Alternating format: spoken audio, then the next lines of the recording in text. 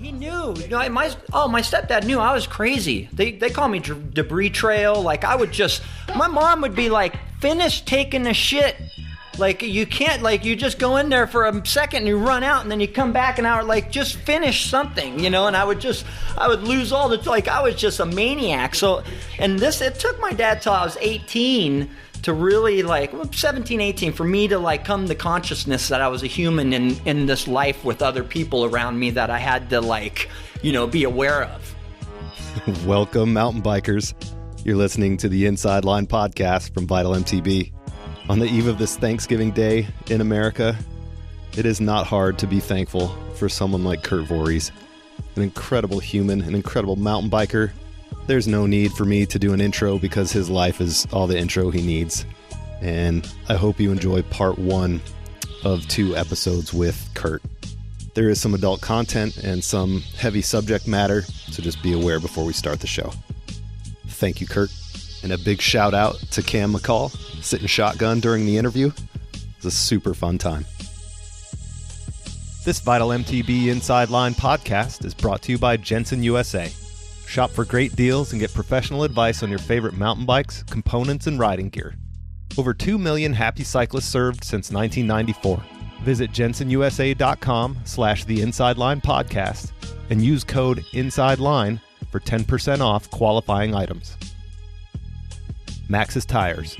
Where the rubber meets the dirt, Maxxis makes no compromise tires for any rider, any trail, anytime. Okay, you have 3 mics. Yeah. Oh, rad. Yeah. Look at this. This is like, I'm going to be able to be present for the podcast and feel like I'm actually just listening to the podcast because I'm not even going to be able to see Kirt. I'll just hear his voice. Like, oh, no, there he is.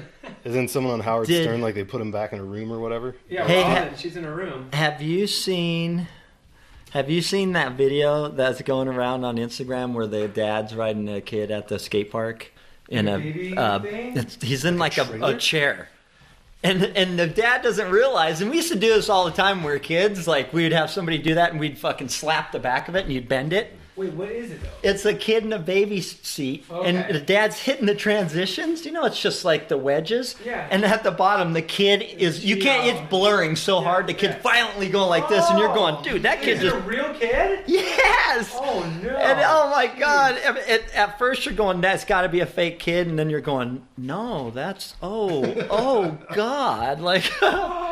But so I'm gonna do these life lessons with Kirt. And I'm going to mix, this is going to be so fucking stupid. Where's it at here? It's the worst. You need a piece of paper with a pen. Is he dead? Wait, no, that's not the one. Can I drink out of this? Huh? Yeah. Ooh, number 11? Nope, sorry, that's a collector's edition. I love your phone. This app you have, is this the cracked screen app? Wait. Oh no, that's actually cracked. Huh? The cracked screen app. Okay, here we go. Is that the quietest you Did I send? Oh, I didn't send this one to you. This one's funny. You gotta show Chloe this one. Oh, it's a person in a suit. No way. Everybody I sent it to, they're like, oh my God, I showed this to my daughter. It's the best thing ever. Yeah, Chloe would be hyped on that. Tim and Eric's one of the best. Here it is. Okay, this is so. It's funny too. What the kids are saying. What is going on with my internet? Let's see if I load it. Oh, here it is. Oh my God. Oh my. Stop it! There's not a real kid on there. Boom! Oh my God! Whoa! Real kid. Oh! You see the kid go like this and like Your get his dad head has back? no idea. Okay, so I'm gonna redo this video, and what I'm gonna do is I'm gonna get a baby seat and maybe you can be the dad. We'll put a mustache on you or something. But I want to do a Dude, that's a great advertisement for those Mac ride seats. But so I want to get a baby seat and then cut a hole in it and put my head in it and act like I'm the little kid. But I want to do life lessons with Kirt, and I come out and I'm like, life lessons with Kirt, and it's like the Unsolved Mysteries. And I'm like, life lessons with Kirt, and I'm like, one of my biggest things in life is never getting a tube behind a boat. Example. And it shows the kid, and it's me as a kid, and I'm like, hey, look, I don't think this is going to be good. And the uncle's like, yeah, don't worry about it. And I'm like, And I'm like, this is where he went wrong. And I wrote out this thing, and it says, like, even the ones that tell you they love you, don't trust anyone. You're going to be on your own someday, so start now. And then it shows that kid the kid's like, or me, I'm like, oh, yeah, let's do it. And then it takes off. Oh my God. Dad said it was going to be fun. Dude, how bad? Oh my that God. So, dude, that poor kid. And the dad is oblivious, too. He has no clue. Oblivious. Like, or Unc, or whoever it is.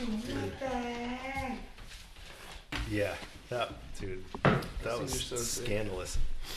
Have you seen the video that Zink did where he was pretending that he had Ayla on a baby thing and he's going flipping? And he flipped it? I thought it was that type of thing at first, but you can tell at the beginning of the video that's a real kid. No. It's real. The best is the kid that's going, oh! In the video, he's like, oh! Yeah, the kid's filming. Even the kids know it's a bad idea. You got to wonder how many times it happened before they filmed it. I've seen that. I've definitely seen that. I've done that. In person. I've been part of that before. Yeah. As the driver? On the back of it, though. On a dirt bike with my uncle hitting dips like Marah, me flying off the back. Oh my God. My uncle used to do, yeah. Oh my God. Who did you hate being beaten by the most? Who? Ooh, right into it. Who? Oh, it depends. It depends what time it was. You know, a lot of it was my teammates. Right now, I hated getting beat by my teammates because when you're on a team and there's like 4 of you and that's it for that team, you got to be the best guy on that team. So a lot of the times I hated if Palm like was up above me on the podium or like. You know, it was hard because David Vasquez and those guys, I really liked them. But, you know, and I was stoked when we were on, like, me and Oscar would get on the podium together. But I was just like, I wanted to be the dude that was in 3rd instead of 4th.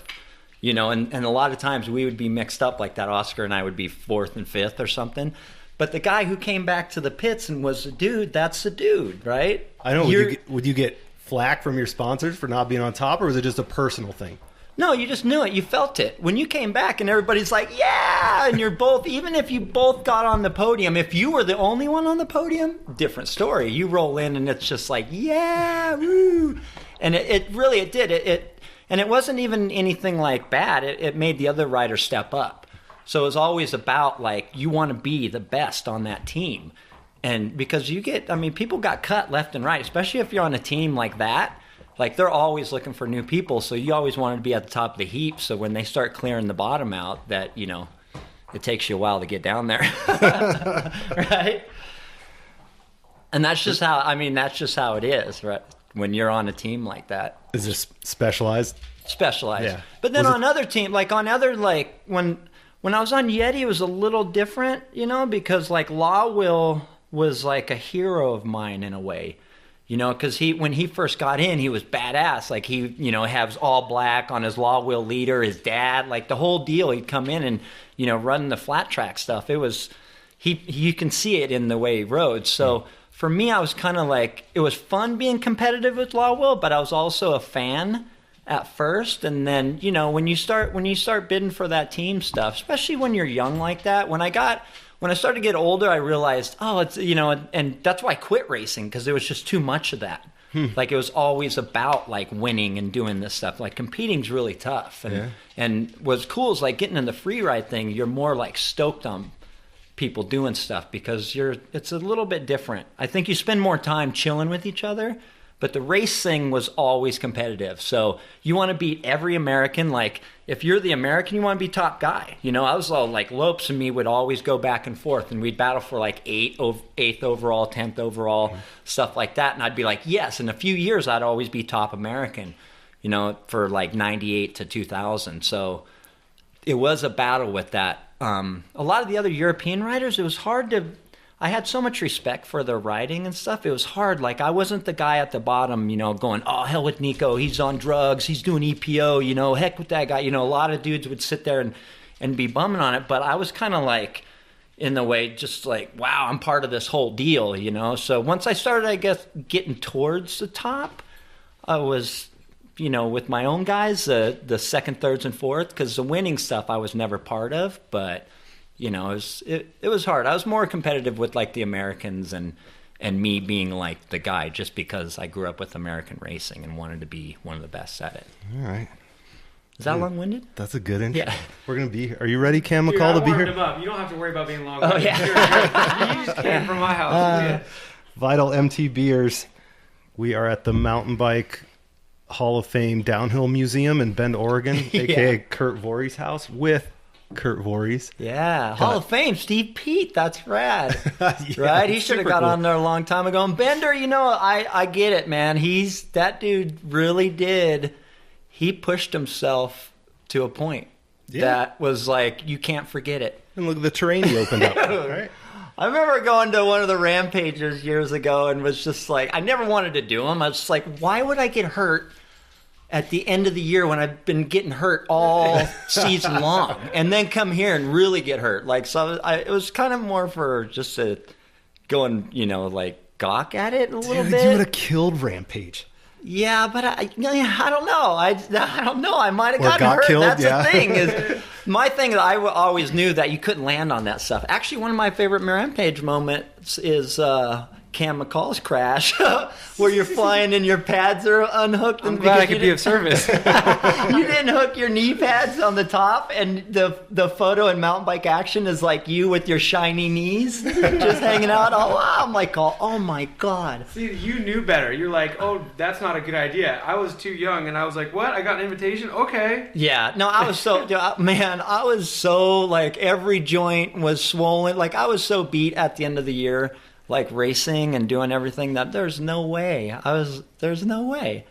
Yeah, it wasn't my kind of riding. Yeah. And then I always wondered, like, why do Canadians come to the deserts but Utah to ride? Like, it just blew my, because I grew up riding in the desert, and I'm just like, yeah, it's beautiful in the evening.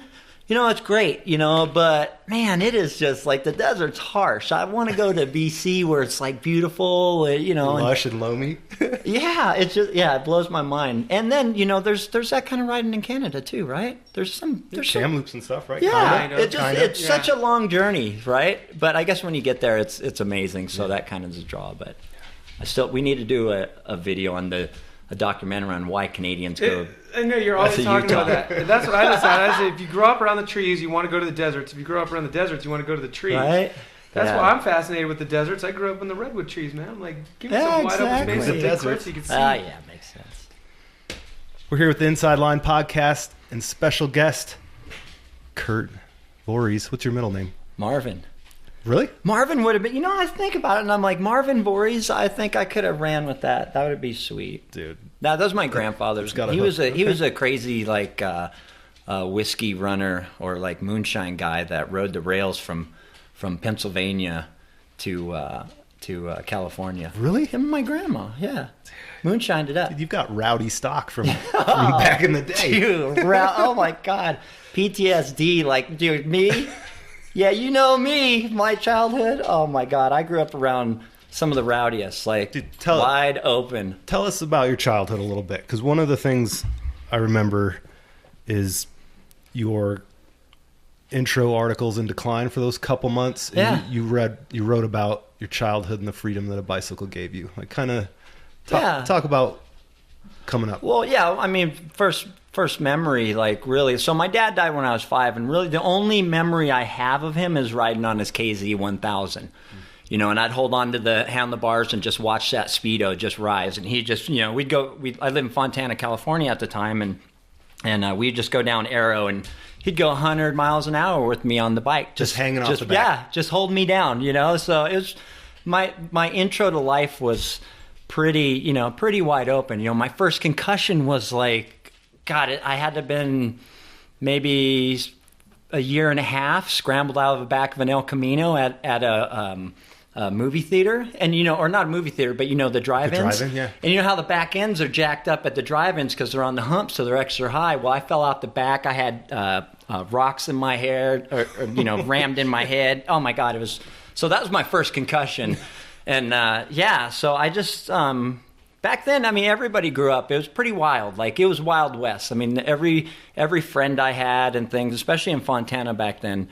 Their parents were nuts. You know, I had friends that their parents would beat them, molest them like craziness. And we would all get together at the high school. I lived next to Fontana High School. So that was my zone. And Fontana High School was huge. It was built by the steel mill, which the steel mill was Fontana Kaiser Steel. It ran the whole city. So I was in second grade. We had computers. We had all the craziest stuff. It was funded really well. But then once the steel mill shut down, then the whole city went bad, you know, and a lot of those parents and, you know, the parents of the kids' parents that I knew, you know, a lot of them committed suicide. It was nuts, you know, a lot of alcoholism.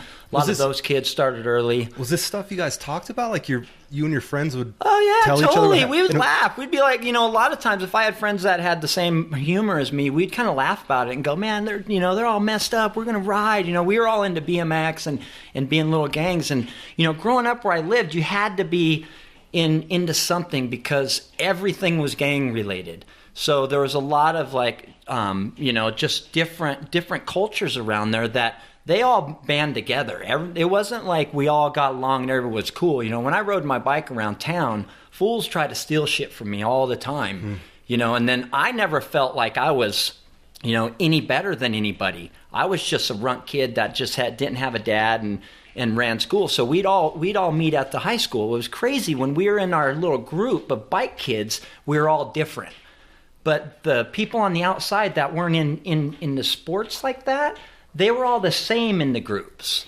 So it was kind of weird. It was kind of crazy how all the racism and stuff was around there. But the bike was like, hey, we're cool. Like, everybody's cool. We're all cool. Why are our parents so nuts? And, you know, the people, everybody around us, you know, why are they so against each other? So it was a great place to meet up and just, you know, deal with our problems with riding, you know, and a lot of it was not like we talked about stuff, but there was just things that came up. If there was a kid bruised up, you knew what happened. You know, we all knew what was going on. Yeah. And, you know, I have friends today that you know, they've had crazy stuff with their families. Their families either done well or fell apart. But you know, the stories we have really, you know, made us who we are and gave us a fire to do things or to destroy ourselves. So it was for me. I wouldn't grow up any other way, but it was definitely hard, and it's why I tell my story now, just so kids know that you can plow through stuff if you just, you know, have a little luck.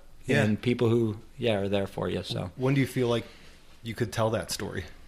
Have you just kind of always, or is it just like... Yeah, I always do. I mean, and more of it's just like with people I meet and along the way, and just like if it's just telling my story just to help them out or just kind of, you know, for a joke or anything like that.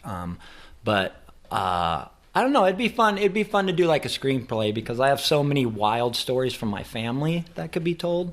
I'm actually going to start animating some stuff, and I got a story that I'm going to animate. I got a couple of them that I want to do, but a lot of it is just like relating things in my life, how my younger years, you know, helped being when, you know, I got sponsored and got older, and how I met people that I used to look up to when I was older, and that, you know, so just stuff like that. I'm going to animate these stories. Some of them are really cool. Cool. How can you? I don't want to like spoil all the work you're going to do, but how did that work out? How did you go from bikes being like a place where you and your community could kind of get together to being like you were good at it enough, I guess, or you cared about it enough to start making well, you some know, inroads with it? Yeah, so when I was younger, so the time I was 5, my dad died when I was 5. My mom, she ended up moving in with this guy who was in a band, and he shot Speed Up, and he was a drummer for a band. He was great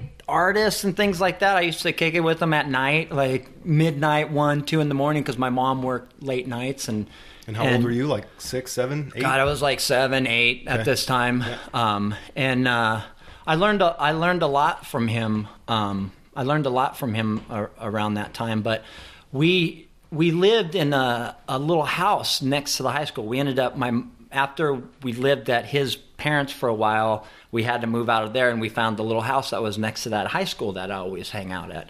And there was a neighborhood full of kids that lived next door. As the place that we rented was a little 1-bedroom place. I didn't have room. I slept on the couch in the living room. The next door neighbors were the son of the people who owned the property. So it was an Italian family that had 5 different lots. And with these lots, they're like quarter-acre lots, and they would grow produce on them and raise birds and stuff. So I lived on this little farm, and all the kids were super into BMX. So there's like this little gang from the time I was 6 to about 10. Okay. And 10's when it fell apart because the next door neighbor built a vert ramp, he built like a quarter that was like 10 feet, and I would, you know what? I look back now and think, man, this would have just propelled me into like space. Like this was going to be awesome. But a kid, like the second day, hurt himself, and it was back in the 80s when people sued. So the ramp got torn down, the family got sued, everybody moved away, BMX scene done. Oh, really? Right? Yeah. So the original, the mom and dad still had their property there. Okay. But the rest of the family kind of just, went other ways and ended up having to do the produce company somewhere else. So it was a big deal, like, BMX fell apart. So yes. and skateboarding was always really huge. Mm-hmm. So when I would go to the high school, like I would have a skateboard with me, or somebody had a skateboard, and if my bike was jacked, I'd have a skateboard, mm-hmm. or somebody had a skateboard, I'd ride it, or I'd ride their bike. It was always like some homie had a bike that you could ride, or a beach cruiser or something. Yeah. So around that time, it kind of fell apart. So I would skateboard a lot, and launch ramps were in. It was like 88, 87, 88. That was getting really big. I was getting into that. My mom meets a new guy. He's rad. He's into motorcycles and stuff. And he just comes in and, changes my life. Just starts telling me all this stuff. And I start kind of getting into motorcycles a little bit mm-hmm. around that time. But the scene with bikes just kind of went away. So I was really into skateboarding and then motorcycles. Okay. Like my stepdad's like motorcycles, airplanes, drag racing. He was just really into that. And at that age, I was around like 11, 12. I really sucked it up. I was like, oh my God, this guy is so much fun. We would go out. My mom had a Baja Bug, and we would take it out, and we'd go down roads and jump it. And he was just the most fun dude ever. To this day, he's like just my buddy. Yeah. So I got into that and kind of. I was into bikes, but I was really into skateboarding just because it was it's just easy and cheap, mm-hmm. and just started skateboarding a bunch around that time, and that was really cool. Yeah. So when did you find bikes again then? So we kind of got into motorcycles, and my first motorcycle was funny. I have so many lessons in life where I had to go through something to find my way, or to get onto the path. And I remember when I was in about 8, 9, I used to hang out with this family that was this Christian family that I would go to church with them, and I would go to church so after church we could ride the ATC. I was like, yes, go to church. So I'd go in there. I was born again. I did everything. I was like straight up. So I'm set. Yeah. Right from a young age. So I would go to church, and then afterwards we would ride, and it was rad. And his family was super nice, and now that I'm older, I could see that the dad and mom could see that I needed some kind of dad or some kind of structure. So they would always take us out and ride, and they had a little 80, and the 80 was like a 77 YZ80. And it was kind of beat, it's like I ran it into, the first time I rode it, I hit the throttle wide open, hit their trailer. So it was like, there were scratches all. I mean, this thing was like the bike everybody rode. Well, when my stepdad came in, he's like, yeah, let's buy this bike for you, and that'll be your bike to ride. And I'm like, yeah, dude, wow. So like we bought it for $100, bring it home. I'm thinking we're going to load it up, we're going riding. And he goes, all right, start taking it apart. I'm like, what, wait, what? And I think I was around maybe 11 around this time when he came in. And, it just blew my mind. I'm like, what, take it apart? So stripped it down, had me sand it. I mean, this was like a 2-month process. Went to Chaparral when Chaparral was like this little tiny spot.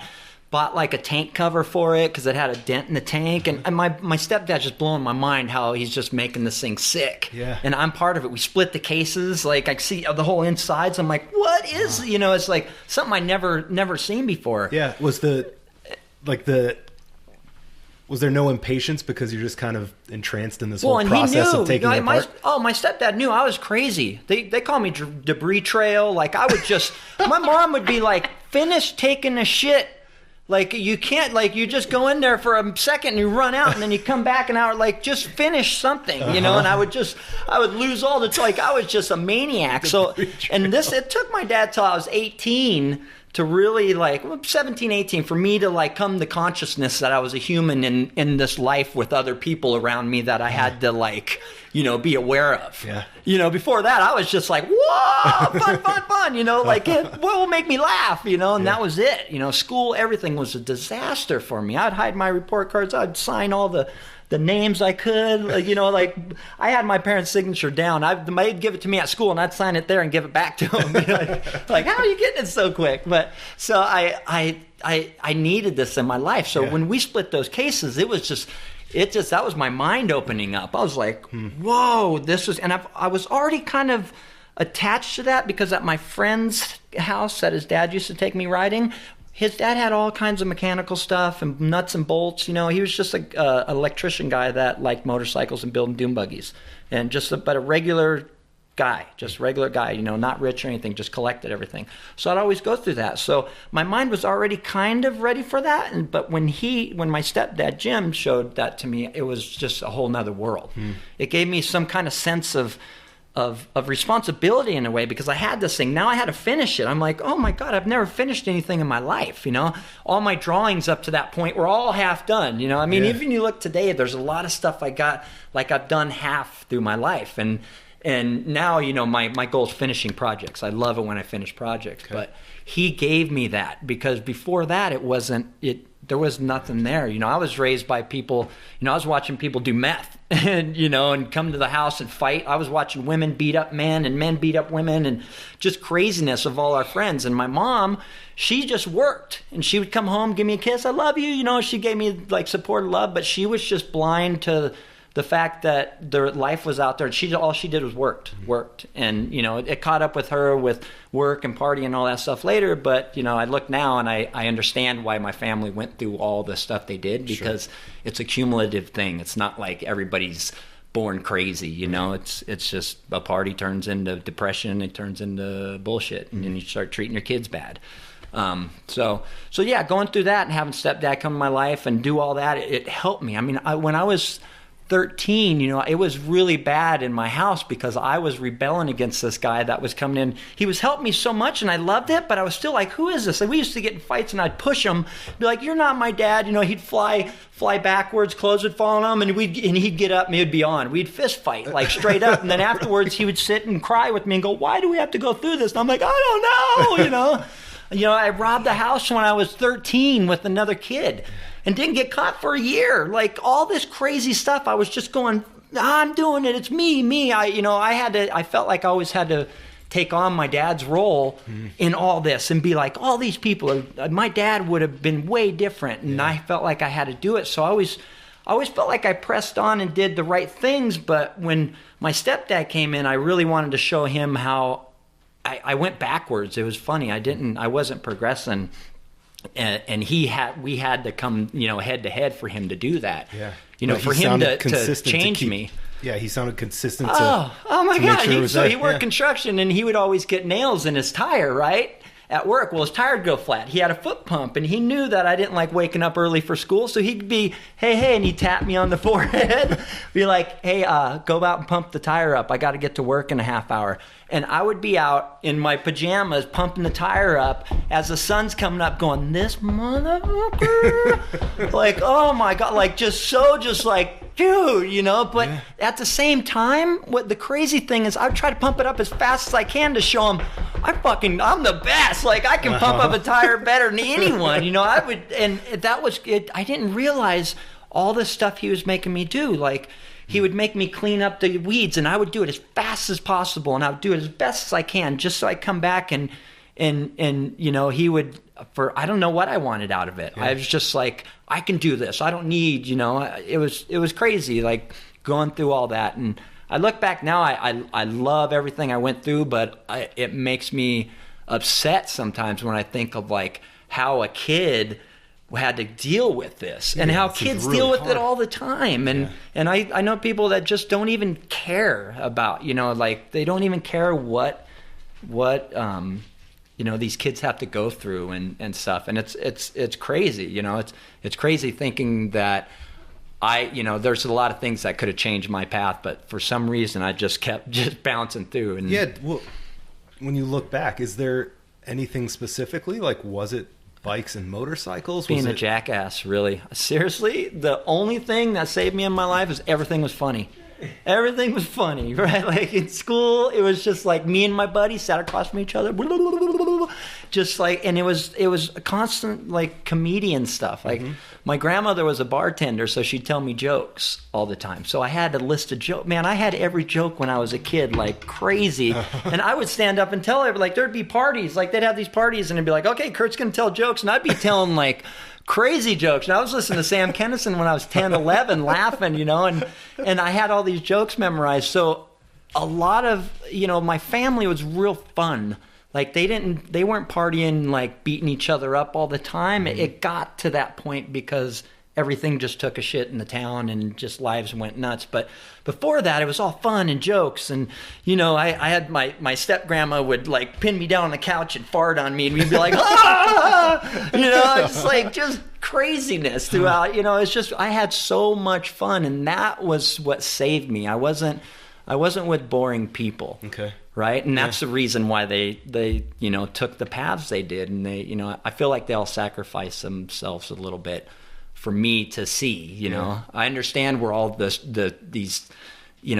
spiritual aspect from life comes from, that, there is a way to follow paths that weren't led before. You don't go down that path that you've seen that were just shitty lives. Yeah. You try to make your own and make it you. So when did bikes being a living or something you feel like you were good enough to do full time, when did that start to happen? Well, when I was a kid, I always felt there was something there. If it was bikes or whatever I wanted, like put my mind to, I knew there was a way to make a living. I think it was just because I grew up in Southern California and the surf culture and everything around it. And, there were people that were making a living doing like catching snakes. I knew that when I was a young kid. Like it was just Southern California was a real, like back then it was thriving with a lot of things to do and activities. It wasn't like you're in the middle of Ohio and nothing's going on. Like there was a lot of things to grasp onto. So I knew that there was a way out besides going and laying brick or going and do this, And a lot of the kids that I hung out with that we would all go to high school knew this. And, maybe not really consciously in the beginning, but once we started seeing magazines and stuff, it was like, yes, that would be rad. We want to do that.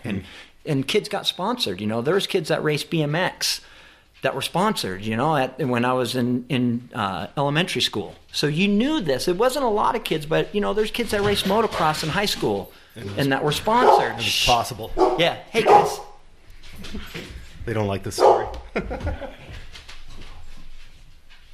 So it was around, it was around me. I knew that there was a way to do it. I just didn't have, I didn't have the money to become a motocross kid. I didn't have all, the opportunities. So skateboarding was like, okay, this is the easiest way to become someone, to be famous or whatever, or get noticed, and to get sponsored, to be able to get things so I can have more fun, it wasn't really about money at the time. It was about free stuff. I'm like, how can I get more skateboards? Because I keep breaking them or they wear out. So were you a sponsored skateboarder? Well, so at the time in about 91's when I really got back into skateboarding. Like in 88 and stuff, it was kind of launch ramps and we had a little bit of fun, but then I got kind of into bikes and I got into motorcycles a little bit more and dabbled a little bit in bicycles. But once 91 came out, new videos were hitting. There was like Hocus Pocus and Rubbish Heap, stuff like that, and we'd watch this video, and I'd go to a buddy of mine, Alfredo's house, and he had all the videos, and we would skate out in front of his house. And I would say about 90, 91. So we started doing that a lot, and we all knew, and it was funny, nobody had to tell us, we just knew that you make a video, you send it to a sponsor, you get, this is how these kids do it in the videos, right? And there's an address on there, you can send it. There's skate shops. So there's skate shops there. One of my good friends now, Danny Silva, I used to go to the skate shop he worked at and just like ask questions and, can I hold that board? And skateboarding really took over. And so we had made a skate video and we ended up getting sponsored. And I got sponsored, me and another kid, Tuan, him and Tuan, they were friends of mine that I skated with. Mm-hmm. And they were from Vietnam, and they lived. We ended up moving by them, and they lived across the street from me. And we ended up skating together and made a little video. They had a video camera at the time, and then I got one a couple of years later. But we made a video, sent it to the shop, and then just started skating at the jams. So Costin would come to the jams. Like, I remember seeing Costin when he was on A Street, just like, he was doing like board slide to feeble, like crazy stuff back then. We're like, what? It was nuts. And everybody knew he was a dude, and we all wanted to be like that or, be part of, that. So we'd all go to these things. A lot of the churches, they had skate contests. So I ended up joining Castle. And we'd do these Circle M contests all the time. And so I went all over. Deep into it. Yeah, I went all over. So we would get a bunch of guys together. We went to LA, Los Feliz. I skated World Warehouse because my buddy Richard Mulder that lived in Fontana, he was friends a chocolate. With Richard Mulder? Yeah, chocolate. So, I used to skate this ramp. This guy Ron Yerman and Mulder would come over there, and he was more of a street skater, but he would go skate Ron's ramp to tune up because most of the riding back then, or the skate contests, were more ramp. It wasn't as much street. Yeah. They didn't have many boxes or anything, so you had to have ramp stuff. So yeah, I remember Richard when we used to call him Moose. He was like a young guy. So I would skate with all those guys, and we would go to the contest, and I skated shop sponsored at the time. Mm-hmm. And then a year into it, there was like a thing where Zorlak was giving boards out, but nobody wanted to ride for Zorlak back then. It was like you were kind of like blacklisted from the cool kids if you're on Zorlak. But there was guys like Aaron Dieter and stuff that were super sick at the time. So the guy that owned the skate shop, Blast, he would kick me down some boards every now and then. I had a couple Zorlak boards, but then Think came along, and we were getting some boards from those guys. I went to the state championships at Powell and rode mini ramp and ended up getting 4th overall, but I hurt my back. I hung up on a nose blunt on a tombstone, and it just pulled my back out, and it was crazy. Like, I was invincible when I was a kid. I could ollie down 20 stairs if I wanted to and just like land on the bottom and roll and be like, there's no way I'm gonna be able to do this. And I was just like, I could jump off of stuff, and it was crazy. Like, I hurt myself on this ramp. Yeah. I couldn't skate anymore. Once I tried to skate, it would just, my back was killing me. Like, I just couldn't stand up straight. So I started, my mom had a Team Murray mountain bike at the time. And I used to ride that because I was super into snakes at the time too. I wanted to be a herpetologist, and I used to catch rattlesnakes. I had possums. I had hawks, owls, everything in my house. Are you serious? All at once. Like, I was skating, I had snakes. I'd forget about snakes, and snakes would die, and I'm like, oh shit, because I'd skate for a month. Like, my mom's going, oh my god, there's hawks flying around our house, ripping paintings off. I mean, Fontana was rad. Like, Fontana was wide open when I was a kid. It was awesome. But so I ended up, like, I just stopped skateboarding. I ended up, another thing happened too where I learned another lesson in life is we used to go to this place called Rebels, and Rebels was in Rubidoux, like Riverside area, and Rebels was the sickest skate shop. The dude that owned it was rad. Everything was cool. And around, like, I was about 14, 15, and it was at that time when I thought I was just like, I don't care, I can do anything I want. We used to steal pants from Goodwill. Like, we'd wear baggy pants and go in and lay pants and shit over the seams of our pants and walk out, and we got 3 pairs of pants. These things are only $1. We're stealing from wood. Back then it was 25 cents probably for our pants. Still stealing them. Well, we were getting into dumb stuff like spray painting. Like, at 15, we're tagging's really big. You're wearing shell toe Adidas, like all this stuff. You're thinking you're cool. 15, 16, and we'd go to this shop, and the guys were super cool. And then one day went there, and I wanted these blind jeans, and I ended up stealing the blind jeans. And I remember feeling bad about it and just being like, oh man, this dude's so cool. And, my stepdad is in my life. He's trying to set me like straight on all this stuff. And I ended up getting caught. And the team manager was so bummed. This guy, Marcus, was just blown away. He's like, dude, you ride for me in Blast, which was in Rancho Cucamonga, and you're stealing from this other shop. I'm the one that, and I didn't, I was just so dumb and young, like, you know what I mean? I wasn't even dumb. Yeah. Like, I knew what the hell I was doing. I grew up, like, I knew exactly what I was doing, and I knew could have got away with it, but I just, luck had it that something inside me always made me not get away with shit like that. Yeah. I always got caught because it wasn't my path. Huh. And when I did that thing when I got in trouble for robbing the house and we ended up finding out a year or two later, me and my dad got into one of the worst fist fights I've ever been in my life. And seriously, like at 17, 16, I saw the light. Like I was like, I don't want to do this anymore. I don't want to sit in detention anymore right now. I will not. Like, that's all I did my whole school year. Is like, I will not, But once I was out, when I was doing stuff with my dad and hands-on stuff, I was killing it. But in school, I couldn't do it. And then I did that. Now I was getting in trouble with the authorities for doing that. And it just all came to a head. And even the police are just going, what are you doing, stupid? Yeah. Like we hear you're a good kid. Like even the teachers, nobody realized. They're just like, what is wrong with this guy? And right around 16, 17, I just went burp. The cauliflower in my head went boop, and I was like, oh yeah, I need to step it up. I need to step up in life. I need to be a different person, and I did, man. It was crazy. Like I just changed everything. I got super like. I wanted to be a mountain biker. I wanted to be a skateboarder. I wanted to do all this thing, and I was riding a bunch. And what made you want to be a mountain biker? Where'd that come from? Well, a lot of it's just in the magazines. Okay. I saw it in the magazines, and it was another way to make a living so I could skateboard. Like, It was always like I would see things so I could skateboard. And it was like mountain biking and go, man, I can dirt jump. I can do all this stuff. I can do tricks. I can do it on my mountain bike. And that's the thing is when I really got into mountain biking, I didn't get into it to win races. I got into it to change things because it'd be like I would see pictures and stuff, and there was a guy that was getting paid to ride his bike, and he was looking like he was going to crash, or you know what I mean? Even like these top pros, and I'm like, I can do that. I can be better than that. And I didn't realize how gnarly the fitness and stuff was to be in it, but So around the time, I grew my brain, I was really getting into snakes. Like skateboarding was just killing me. I had this like girlfriend that I was kind of hanging out with, and she lived over in these apartments. And I left her apartments, and I was walking through the field, and I found this dirt jump frame. And just on the ground? Yeah. Put this up real quick. Good. Sorry, doggy. So I was walking through the field and I found this frame and I'm like, oh, no way. And it was like a Robinson. And I'm like, dude, somebody like just chucked this thing and it was a little beat up, whatever. So I took it home and I was just like, yeah, dude, this is sick. And I sanded it down, painted it, went and bought some wheels at Rick's Bicycle Shop in Fontana.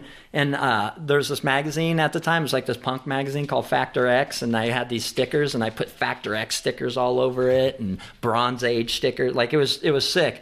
And I started riding that a bunch and really getting into dirt jumping and just riding street and shit and just raging around. Like I was around 17, 18 at the time. And then Colin Bailey, he's in my life through marriage and this other. He came into my life because of my stepdad. Okay. So when was that photo you showed us with you and Colin doing wheelies down the street? That was around like 88, 89. Okay. So that was right all around the same time. A bunch of stuff happened within a year, 2 years. Okay.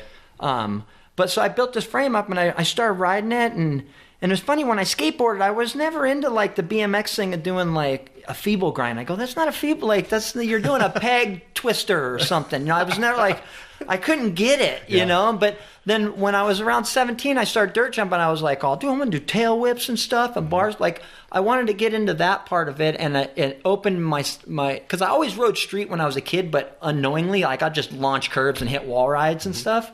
And I had some friends that were into flatland, but I was never like a grinder guy. Yeah. I was like, this is skateboarding to me. But once I got into the, my BMX bike again, it was like, oh yeah, tricks. Oh, I can do tricks on this. It's not about going fast. So I started learning all the tricks. I was trying tail whips and bar spins and learn backflips and just like I just trying so hard to pile everything in. Then at the same time, I was racing a little bit of mountain bikes. When I was young, when my dad was alive, he worked at a place called Frito-Lay, and you buy these stocks for like $5 or $10 out of your stuff, out of your checks. And they're bonds pretty much. So he got a couple bonds because he was, for some reason he had a brain out of all those people to go like, I'm going to get a couple bonds and maybe they'll be worth something. So he got I think it was like $300-400 worth of bonds. Well, he died and those bonds accumulated over the years. And when I turned 18, I had money. So, and it wouldn't be like, I think it was around like 20 grand. Wow, something like that. So it was a decent amount. It ended up compounding, and the time that I took it out was really good. Like it was just everything went up. So that money went into my mountain bike thing. At first it was like, I bought all my friends skateboards and shit. I'm like, yeah, dude, we're going skating and stuff. But I was, I was still like, I had a couple plans. I had like all these back plans if shit didn't work out. Skating didn't work out or biking didn't work out. I bought a welder. I bought a couple, like some machine tools because I wanted to weld and I had all these other things I was doing, like everybody does. You have like all these crazy things you do in your life and you don't realize what you're learning along the way. I guess. I don't know that everyone does that, but... Well, no, I mean, I just had so many, I grew up around rednecks and white trash and maniacs and they took apart shit. Cars broke down. We welded DIYers, shit. Like big time. Yeah, they would just make their life work. Yeah. So I was like, dude, I can weld. I can do all this stuff. You can make money welding. You can make a couple $100 an hour welding if you're good, So I was like, okay, I'm gonna buy this stuff off the side. I got a car. I ended up selling that car and had a Pinto station wagon. And I drove the Pinto station wagon. Go, okay, the rest of the money I have, I'm putting into mountain biking. I bought a mountain bike, $2,000. I went and bought a Klein. And it was decent. Had a good shock on like a Manitou on the front. Really cool bike at the time. Yeah, hardtail. Yep. Wanted to race cross country. It wasn't about downhill at the time. It was just cross country stuff. And downhill I didn't really know about. Like trials to me was like the downhill of the time. Okay. It was like the biggest part of it. And trials I really liked. But the sponsorship in that, you didn't really get sponsored for that. You had to be Tomac. And I was like, I want to be Tomac. I wanted to do what he does. And raced a year of sport and ended up, after I raced a year of sport, I was in the next year, the following year, I was up in Victorville, and they had this club race. And ended up winning the club race, and I set a new record for the course they had. Okay. But I broke my front shifter, and I had to shift with my finger. And I had a broken tooth. I looked crazy white trash. I was so beat up. I was so boogered up. I had so many scabs all over me and just shifted this thing. And, I think I didn't have water or anything. And they're just like, how in the hell? Dude. I probably caught a snake, too, on the way. So I come across the line, and there's this old guy there. And he owned a construction company that built... They built machines that worked on heavy equipment, and then they worked on heavy equipment also. Okay. And this guy he just had tons of money, and the bikes that he rode, every time he came to these rides, he would have a different bike. He had titanium bikes, carbon bikes, crazy stuff. Well, he tells me, hey, come to my house, and his name was Don Cooley. He said, come to my house, and I'll get you a bike to ride, because your bike is it's not going to last. So I got a bike for you to ride. You pick out. I got 20 bikes, whatever bike you want to ride. No way. So I'm like, rad. So Colin Bailey and I go to his house. We roll up into my Pinto, and as soon as we roll up, he's got an Irish Wolfhound, one of the biggest breed of dogs. He comes rolling up. I'm like, what in the hell's that? And Colin and I like, yeah, dog greets us. We get out. Guy's like, hey, come over this way. Walk down. He's got a Bengal tiger. Like a female, full grown at his house. And he's like, yeah, come out meet. Now he's got a tiger. Yeah. He's like, come meet the tiger. So we go over there, and he's like, put your leg next to the cage. So I put my leg over there, and the tiger grabs my leg and starts licking my leg and grabs Colin's leg, and we're pinned against there. And he's like, shh, screaming at the tiger, get back, baby, all this stuff, and lets go of us. And I go in, and he's got all these bikes, and there was a Manus, and a Manus is a sick old Richard Cunningham design. Yeah. Unreal. The bike was unreal. Has aluminum front end with a bolt-on elevated chainstay chrome molly rear, and this thing had little tractors painted all over it. Was full XCR, had a Tomac disc in the rear. I mean, tie ons the bar ends. I mean, this thing was unreal. He goes, yeah, that's your bike, a Rock Shock on the front. Jeez. That's your bike to race. And he goes, come to the office tomorrow, and I'll write you a check for all your entries for this next year. I'm like, oh, what? So I go to his office. His office was a train caboose. I mean, this dude was flossing, and he's like, he goes, how much? Okay, so $200. All right, so he wrote me a check, $200, and I was sponsored by him. And you're sponsored, yeah. And I ran out of money. That was the thing, is I ran out of money the first year, and I just had a little bit left. Me and my parents lived in a trailer in a single wide behind Collins Bailey's house, and they're like, we're going back east, or we're going to the Midwest because it was craziness. My mom and it was just a party. It just everybody got depressed and just started doing meth, and everybody had to leave. Everybody had to go clean up. So Kirt stayed. I was like, you guys go do your thing. I'm going to stay in this trailer. $200 for riding bikes. Yeah, I'm going to get sponsored. So right around that time, I made a video of me jumping my mountain bike, doing backflips, and Colin Bailey, his dad, did a technical drawing for the Yeti Ultimate bike. Okay. That was one of their elevated chainstay bikes back in the day. He did the technical drawing because they met each other at a race, and it just was random. So he had an in with this guy, John Parker. So I was like, yes, I'm gonna make a video, because the Yetis I was wearing Yeti jerseys, and Colin was already kind of getting Yeti stuff and was sponsored a little bit because his dad was hooking it up, and Colin was winning races at like 9. You know, he's beating experts and stuff. He's really good. So I made this video, they sent it in, and like, I'm on my, like, I don't have any more money. I'm in back of the thing going, please. And then I get a call from John Parker. John Parker goes, hey, man, your backflip, you're riding your bike. He's like, I saw your resume. Yeah, you've only raced a year of sport. I want you to come out. Luckily at that time, Missy Giovi, Miles Rockwell, all those guys went to Volvo Cannondale. Okay. So the team emptied out, so it was open. So I went out and hung out with Parker for a week in Durango, and when I went back home, he calls me. He's like, yeah, man, you're a cool kid. I want to help you out. Full factory. I'm factory Yeti from being out in the desert, like just doing flips on my bike, and I mean racing sport. And so seriously, it is a luck, and you really, if you have an in, you know, go for it, or find an in, like on anything. But because you knew to try and... Well, I knew from the skate thing. Yeah, totally. So if you think about it, I'm like, before any free riders or anything that came in, I'm the only guy that got sponsored through a Sponsor Me video back then. And when I got on, it was crazy because there was a little animosity from dudes that were like track dudes, or like one expert cross. I raced sport cross country, won an expert, or I got like a 4th out of expert cross country somewhere, you know. Yeah. But I wasn't like a fast dude. I was just wild and could jump and do I'd do no-handers in the middle, like suicides in the middle of like the races. And so Parker put me on as kind of like, he's like, well, either you're gonna like do awesome, or I'm gonna get a photo in the magazine out of you. Totally. Yeah. You know, but once I got on Yeti and started racing, like the first year, he goes, no more flips. He's like, no more of that. No, you're not breaking your neck, you know. Because it was like, back then, it was like, it wasn't something you dialed. Yeah.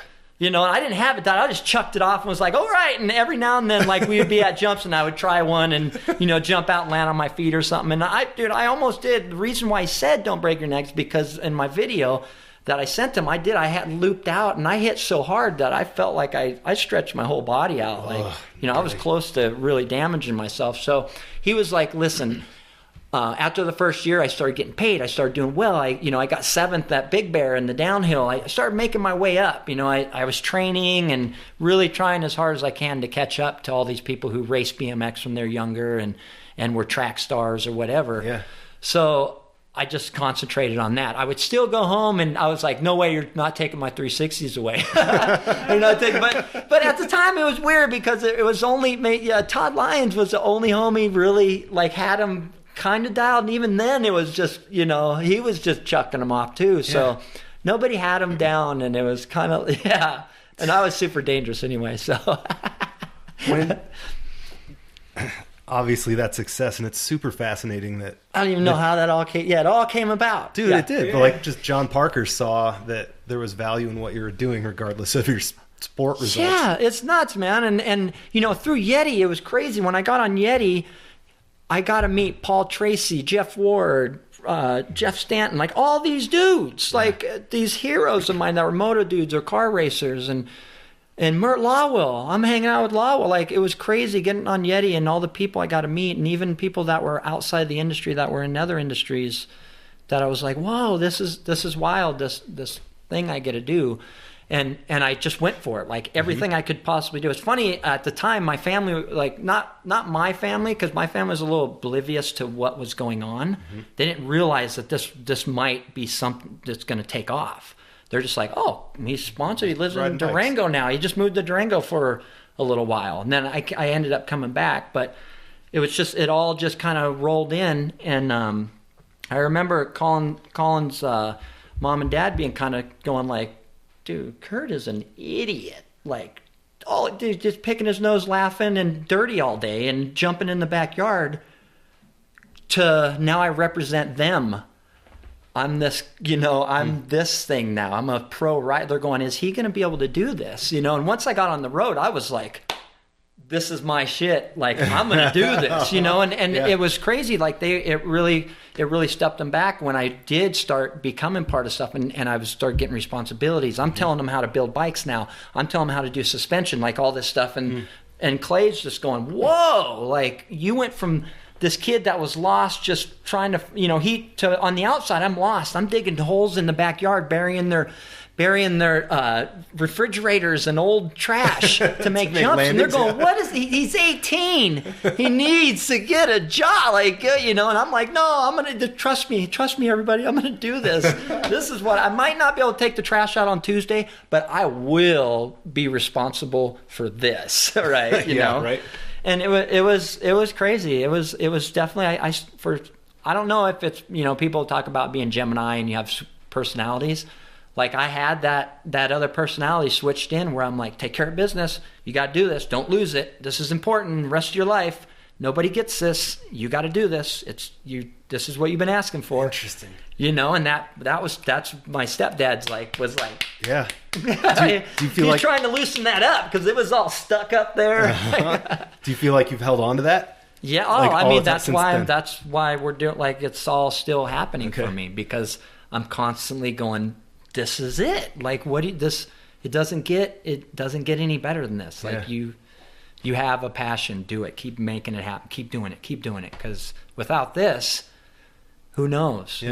I got to find another passion. Oh my God, it takes so long to learn stuff. Like, it's a lot of work. Go back to so one of the crazy things about being part of Yeti is meeting those guys, right? Mm-hmm. Jeff Stanton, all those guys. Okay, well. So one of the funny things about being with those guys too is you'd go to the race and, like, I would roll into the pits and my bike, on Yeti, you'd have your name on the top tube. You'd roll in and it would say Jeff Ward on the top tube of your bike.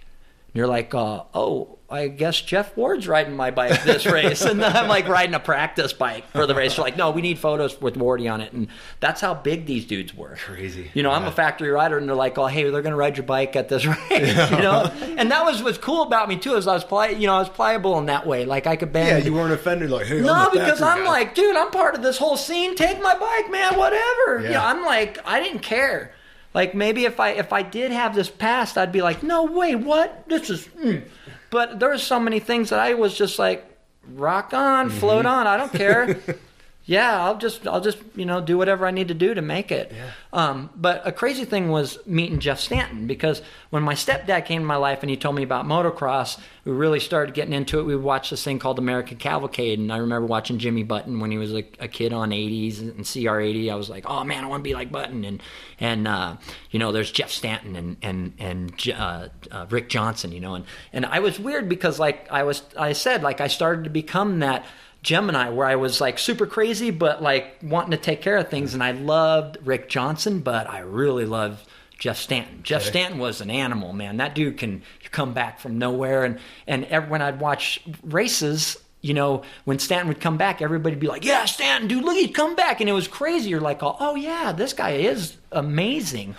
And Rick Johnson was a bad boy. He was always the one with all the chicks and everything. You're like, ooh, that'd be great to be part of that. So When my stepdad came to my life, I didn't have a room. He worked construction. He built me a room. He built me a 10 by 10 room onto the house we were living in.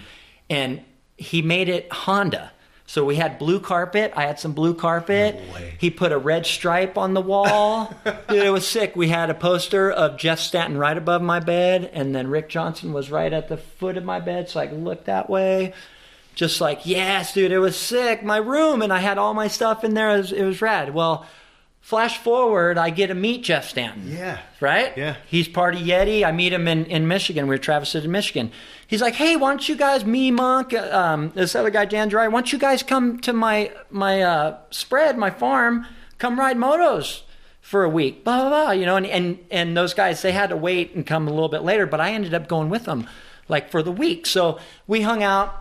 Those guys came. We rode motos. They had a Supercross track, and I remember getting on Supercross track, and he's like, "What bike do you want to ride?" And there was like a 250. I'm like, "Yeah, I want 250." I get on 250. There's a Honda, you know, brand new, and Steve Lampson's there, and he was like the current national champ, 125, I think. Okay. And they had a test track. Well, I get out on test track, and I could seat bounce like back riding in Menifee, where I, you know, at the time I was living in Menifee, Temecula area, and you know I was learning how to seat bounce a motorcycle. I was like, yeah, well, there's these triples there, and these triples were about 60 feet, and they were pretty decent, but you know they're like at the time they were steep, gnarly ones for that time. I come around the corner and seat bounce this thing and grease it and land it. And I'm like, yeah, and I come in and they're like flagging me in. I come in and Stanton's like, Voreis, get off this track. You need to go over and ride the other track. Because I was, you know, I'm dangerous. I'm thinking I'm getting it down. So it was fun. We had fun. They weren't impressed. Yeah, we had a great time. Rode motos, and he worked me. We played basketball. I mean, it was rad. So at the end of the week, we go to this dinner, and it's me, Jeff, and Steve Lampson, and Steve and I are on these like motorcycles. They're like Valkyries, you know, they're like Harley Honda things. Mm-hmm. We're on those two bikes. Jeff's on a XR 500, and we're like three abreast, just going down the road. And I'm just like, what, dude? Jeff Stanton, Lampson, yeah, brum, brum. You know, I'm like, this is sick. We're going along, and for some reason we go in this underpass or this overpass, and we're going underneath it. And Lampson and I back off a little bit. Jeff goes ahead. A car comes off the freeway.